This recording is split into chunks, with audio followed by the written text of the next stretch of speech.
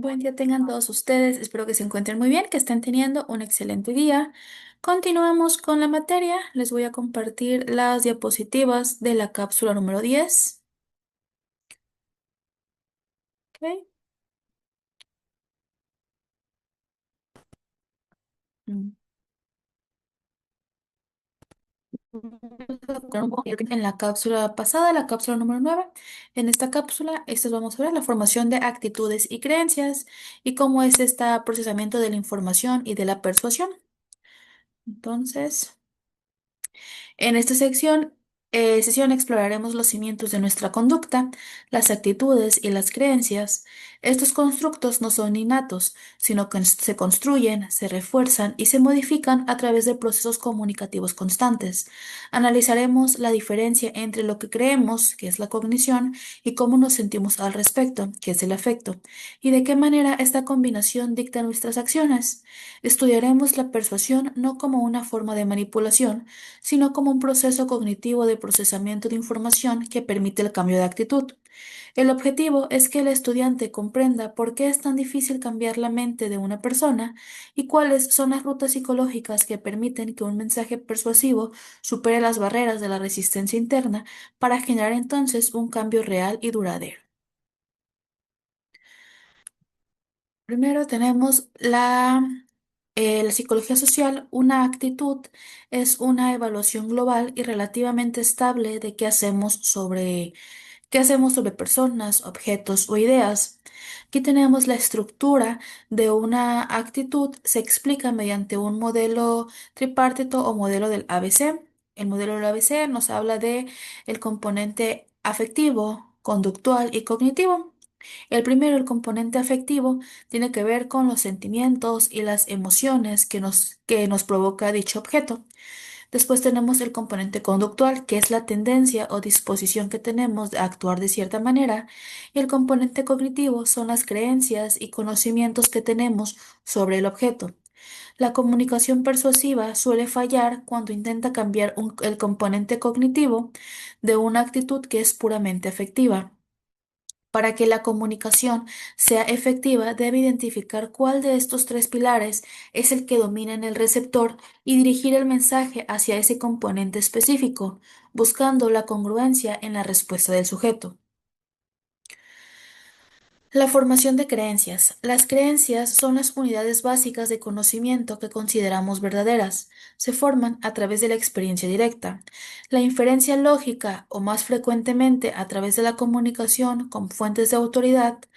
La psicología cognitiva distingue entre creencias primordiales y creencias periféricas. En el procesamiento de la información, las creencias actúan como anclas, es decir, aceptamos fácilmente la información que encaja con ellas y rechazamos las que no. Este fenómeno es llamado realismo ingenuo. Nos hace creer que vemos el mundo tal cual es, cuando en realidad lo vemos a través de nuestras creencias. La comunicación persuasiva debe navegar este mapa mental, entendiendo que para cuestionar una creencia central puede provocar una respuesta defensiva de alta intensidad. Las funciones psicológicas de las actitudes. ¿Por qué tenemos actitudes? Según la teoría funcionalista de Daniel Katz, las actitudes cumplen roles vitales. Tienen una función de conocimiento, es decir, nos ayudan a organizar y simplificar un mundo complejo. Tienen la función instrumental, que es decir, que nos acercan a las recompensas y nos alejan de los castigos. La función defensiva del yo nos protegen de verdades desagradables sobre nosotros mismos, y la función de la expresión de valores nos permiten comunicar nuestra identidad a los demás. Cuando intentamos persuadir a alguien, estamos desafiando una de estas funciones. Si la actitud de una persona hacia un tema le sirve para integrarse en su grupo social, un mensaje basado solo en la lógica será inútil. La comunicación persuasiva exitosa es aquella que ofrece una actitud alternativa que cumple la misma función psicológica, pero de manera más adaptativa. Después tenemos el modelo de probabilidad de elaboración.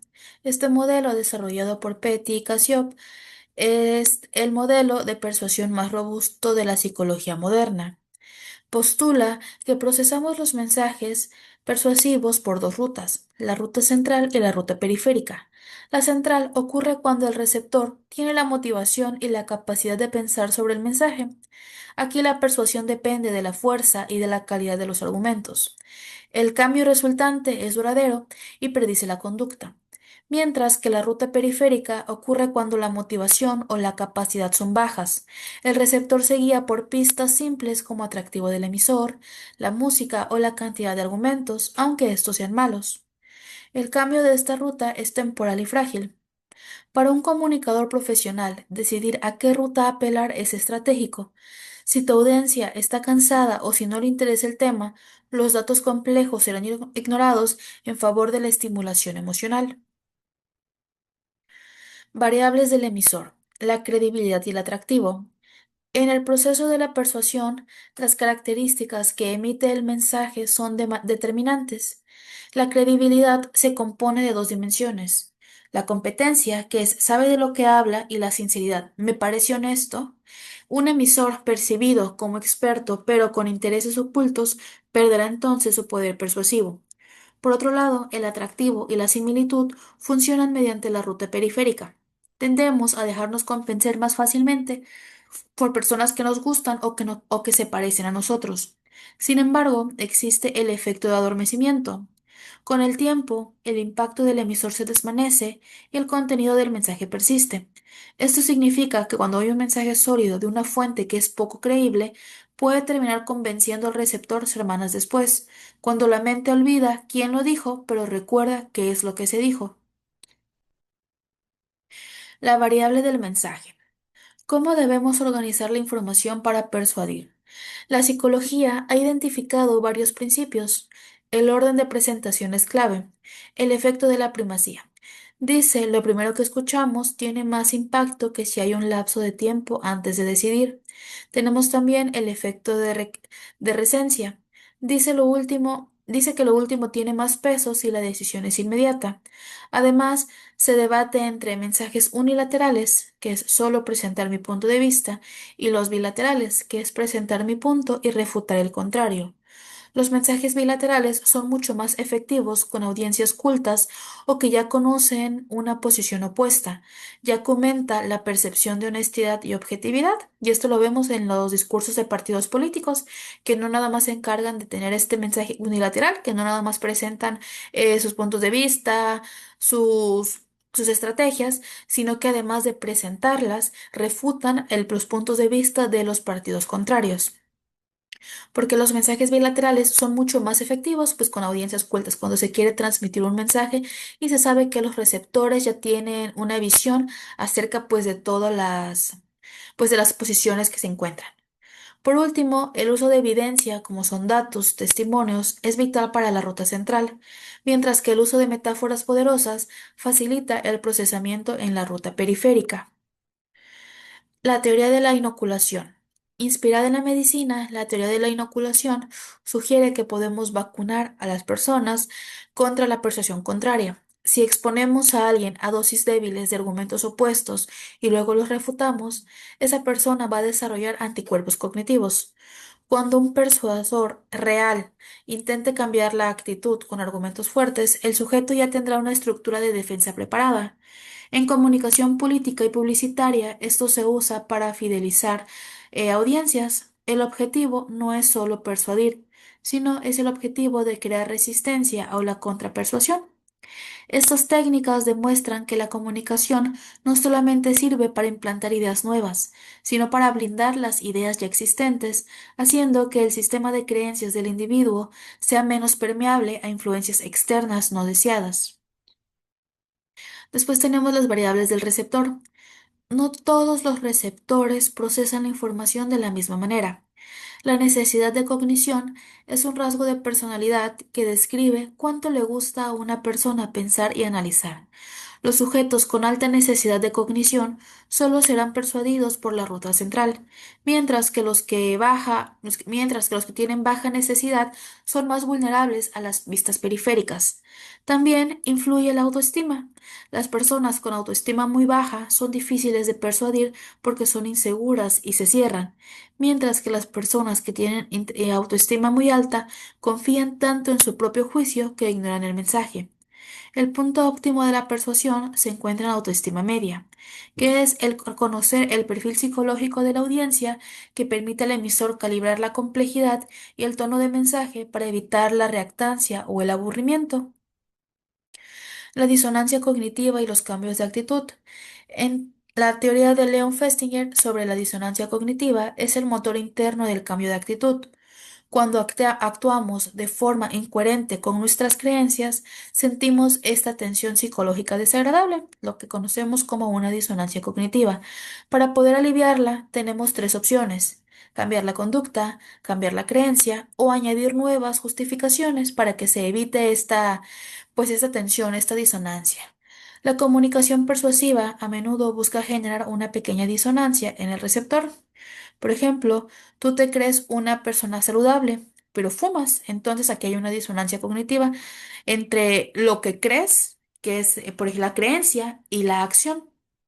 Si el mensaje es efectivo, el receptor cambiará su actitud para recuperar el equilibrio interno. Sin embargo, si la disonancia es demasiado fuerte, el sujeto se defenderá mediante la exposición selectiva, evitando cualquier información que lo haga sentir mal, lo que demuestra que la persuasión debe de ser un proceso gradual y no un ataque frontal a la identidad. El procesamiento heurístico. En la vida cotidiana no tenemos tiempo para analizar cada mensaje por la ruta central. Por eso el cerebro utiliza heurísticos. Estos son atajos mentales para tomar decisiones rápidas sobre qué creer. Los heurísticos comunes en la persuasión incluyen el de autoridad, el de consenso social y el de afecto. La comunicación persuasiva a menudo se encarga de diseñar estos atajos para poder facilitar la aceptación del mensaje. Aunque son útiles, los heurísticos pueden llevar a errores de juicios sistemáticos.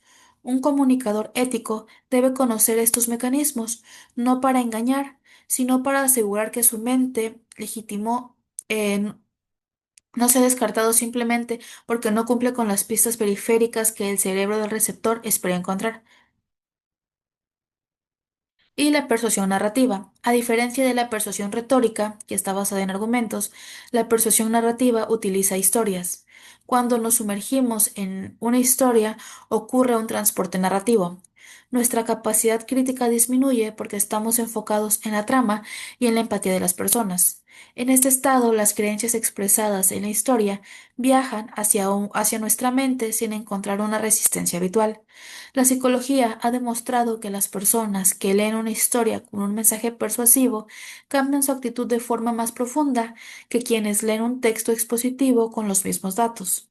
Esto se debe a que las historias no activan la contraargumentación, es decir, no sentimos que alguien nos está intentando convencer, sino que estamos viviendo una experiencia, lo que hace que la asimilación del mensaje sea casi invisible, pero sea sumamente potente. Así que bueno, esta fue la cápsula número 10. Les recuerdo, soy la psicóloga Paula Barrios. Muchas gracias por su atención.